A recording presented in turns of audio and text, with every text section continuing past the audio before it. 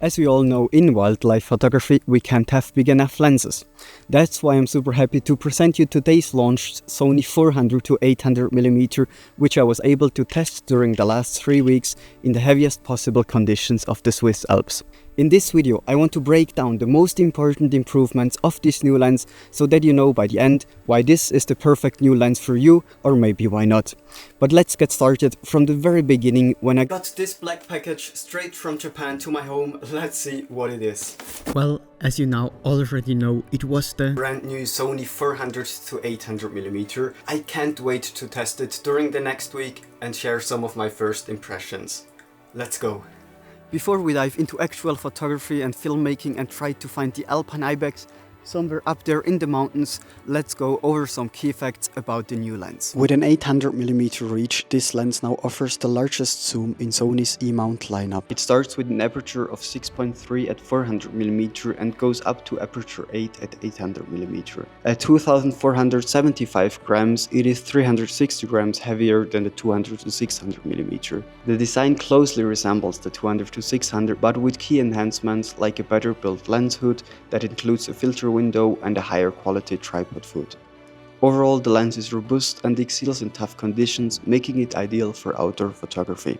It retains the well-proven internal zoom, which is very smooth and maintains a dimension of 119.8 to 346mm. As shown in this file, the technical specs are quite similar to the 200-600mm, however, there are some minor but good improvements worth mentioning. For example, the minimum focusing distance starts at 1.7 meters at 400mm.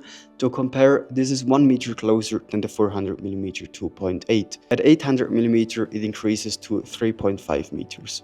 The lens has 3 customizable buttons, which is one more than the 200-600, and it now features 5 switches on the barrel.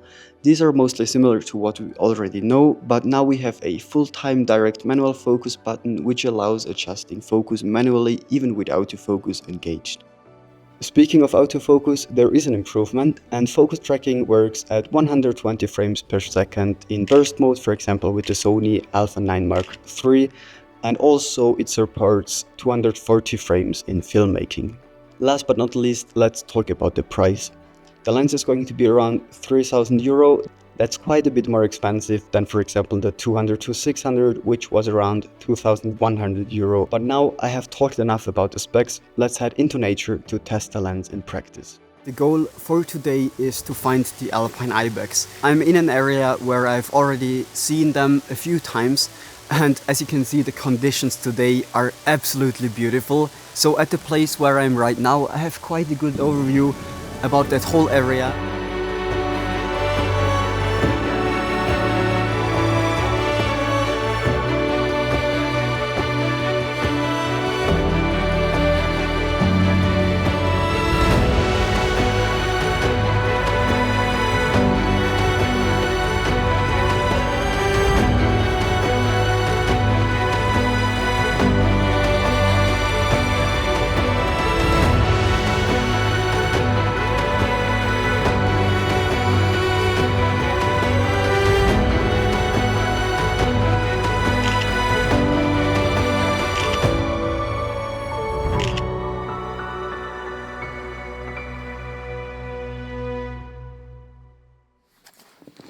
Another day, another location, this time in this beautiful mountain forest, and the goal is to capture some songbirds. So there are especially a lot of cold tits around. They are moving very fast, so that's why I brought the Sony Alpha 1 Mark II. So the body should definitely be fast enough. So now let's see how good the 400-800 performs with fast moving subjects. And also here in this forest, there's not too much light. So let's see how good I will be able to work with aperture 8, because usually I would be here with 400mm 2.8. And today I'm here with aperture 8. So let's see if we can catch some action here with the new Sony 400-800mm.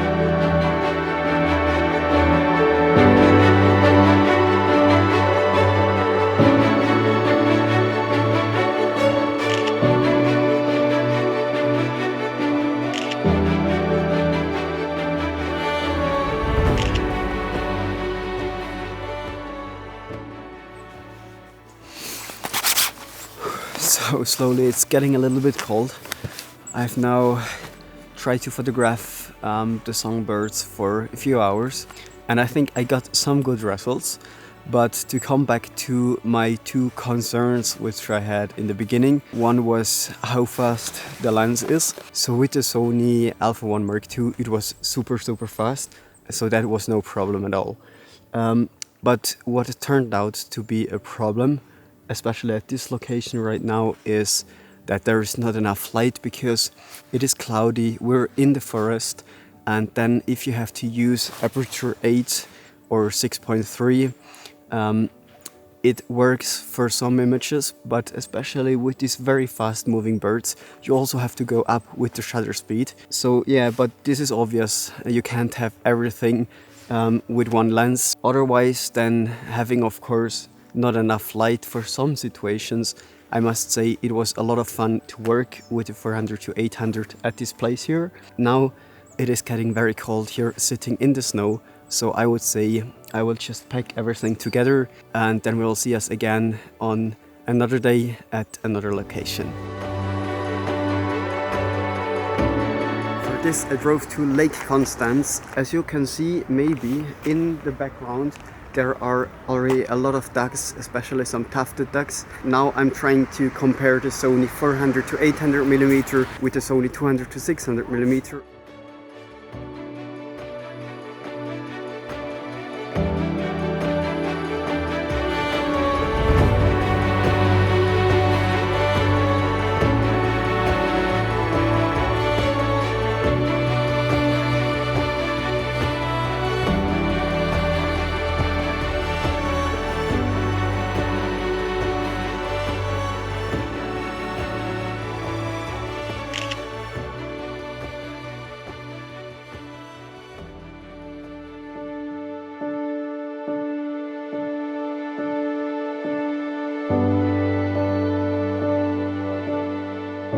I couldn't resist to use both of the teleconverters to get even up to 1600mm. For this I tried to capture one very elusive species which is living in the Swiss Alps. During winter in the Alps, conditions for nature are very harsh. Not many animals can survive here. Those that do rely on very special adaptations and as little stress as possible.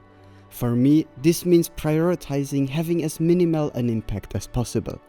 One of the most fascinating animals is the alpine mountain hare. Usually when I see them, they are quite far away and I don't want to get any closer. Now with the new lens and one of the two teleconverters, I still get very good results at distances up to more than 100 meters.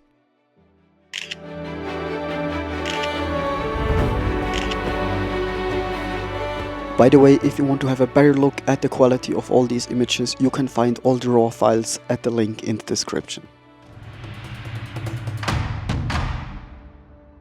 After I've been using the new Sony 400-800mm for almost 3 weeks, now let's dive into my personal opinion. It is worth mentioning that I've been using Sony cameras for a few years now and I don't really want to compare this new lens with any other brands. So this review reflects the perspective of a dedicated Sony user. I've been shooting with the Sony 200-600mm for the past 5 years and it was definitely time for an upgrade. The new 400-800mm range was a surprise for me initially and I wasn't sure if I needed more than 600mm or even the 400-8 which I'm using since 1 year quite regularly. However, I quickly realized that having up to 800mm could be a game changer. And honestly now, after a few weeks of using this range, I got used to it and it is very hard for me to go back to only 400mm. So my opinion is that the range from 400 to 800mm is fantastic, even though I could have wished that it started with 200 or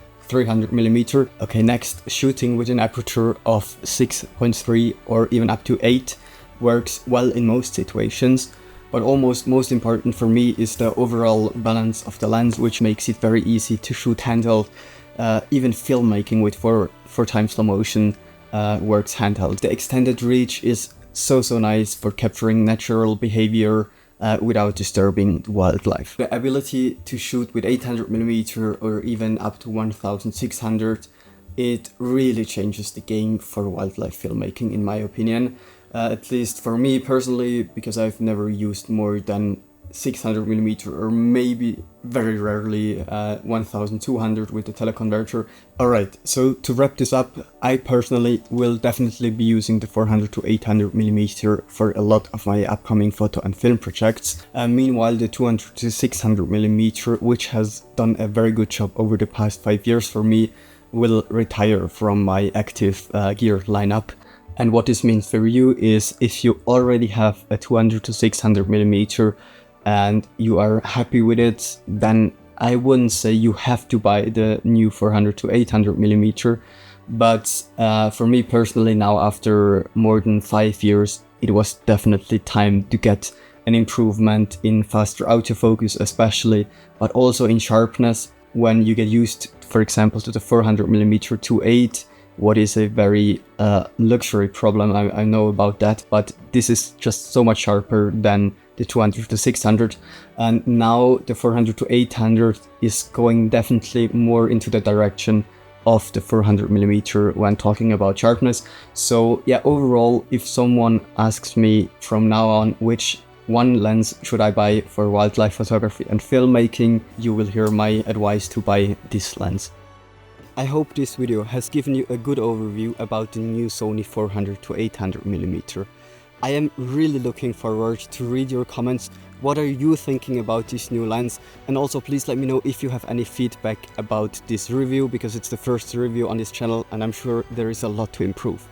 And the last thing I want to say is, go out, enjoy nature, appreciate nature, and do it with whatever lens you have. The most important thing is to have fun being outside. With this, I want to say thank you very much for watching this video. Don't forget to subscribe if you are interested in nature photography and filmmaking, and we will see us in the next one. Bye.